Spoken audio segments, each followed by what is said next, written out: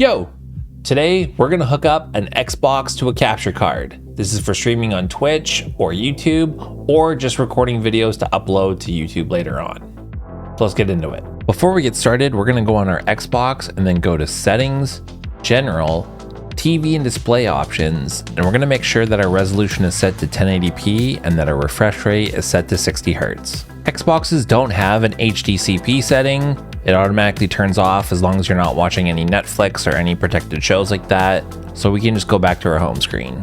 Next, we want to remove any peripherals from our Xbox and our Xbox controller. So if you have a gaming headset plugged in, unplug that now. You can still use your gaming headset for audio, you're just going to be plugging it into your streaming computer. Next, we're going to plug in our first HDMI cable into the HDMI out of the Xbox. Some Xbox devices have an HDMI in that's used for plugging in like a cable box to use with their TV services. The capture card we're going to be using in this video is this no-name Amazon capture card that's $30. I'll have a link in the description. This is a great capture card for anyone who's just starting out and wants to get started with streaming or making YouTube videos.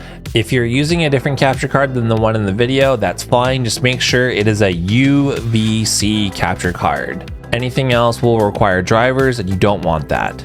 Now we're going to take the HDMI cable that we just plugged into our Xbox, and the other end we're going to be plugging into the HDMI input of the capture card.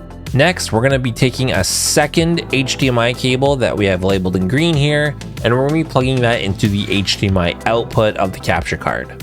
So you will need two HDMI cables for this setup to work.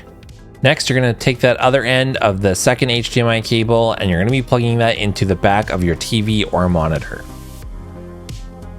Now that you have your HDMI cables connected properly, you can now plug your capture card into your streaming computer via the USB cable that came with it.